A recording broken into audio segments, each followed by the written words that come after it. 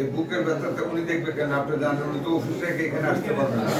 সব জায়গায় রাখছে, রাখার পরে তো আবার শুনতেছি মন্ত্রণালয় থেকে অধিক আসবে, যার কারণে পরে আমি সরাইনি, কারণ এটা সরাইতে গেলে আবার কোন ঝামেলা করি না, আপনি সরেন না, আপনি খোলা। আমরা মানুষের ভোটে নির্বাচিত হয়েছি, আমাদের একটা দায়বদ্ধতা জনগণের প্রতি আছে।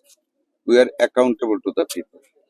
এই মানুষগুলির সার্বিক দায়িত্ব আমাদের উপর। কাজেই অতীতের উদাহরণ দিয়ে লাভ নেই। সারা বাংলাদেশে স্বাস্থ্য সেবাটা আমরা মানুষের ঘরে ঘরে পৌঁছে দিতে চাই। আমরা চাই না কোনো মানুষ বিনা চিকিৎসা মারা যায়। আমরা চাই আমাদের গরিব নিরীহ মেহনতি মানুষগুলি আমাদের যতটুকু ফেসিলিটিস আছে তার ভিতরে তারা সেবা পায়। সেই সেবার উদ্দেশ্যে আমরা কিন্তু 50 শয্যাকে 101 শয্যায় উন্নীত করতে যাচ্ছি এবং খুব তাড়াতাড়ি টেন্ডার হবে, কাজ শুরু হবে, জনবল দেওয়া হবে। আমি কিছু রিপোর্ট পেয়েছি, যেখানে যেখানে রিপোর্ট পাই, ধরেন এত বড় বাংলাদেশে তো 4 মাসে ভিজিট করা সম্ভব না। যেখানে যেখানে রিপোর্ট পাই সেখানে দৌড়ে যাই। আজকে এখানে আসছি, আপনারাও ছিলেন, আমিও ছিলাম, বিশেষ সাহেবও ছিলেন, আমরা সব দেখলাম। আমি সমস্ত কিছু নোট করে নিয়ে গেলাম। ডিরেক্টর সাহেবের সাথে আলাপ হয়েছে।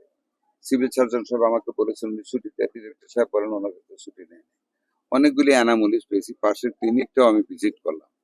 আমি ঢাকায় যাই, আমারও তো ঊর্ধ্বতন কর্তৃপক্ষ আছে, আলাপ করে জনস্বার্থে যা করা দরকার তাই ইনশাল্লাহ আমরা করবো। আর এটুকু বলে যাই, এখন থেকে এলাকার মানুষ ভালো স্বাস্থ্য সেবা পাবে, অনেকগুলি পরিবর্তন করবো। দোয়া রাখেন আপনারা, ধন্যবাদ আপনাদের।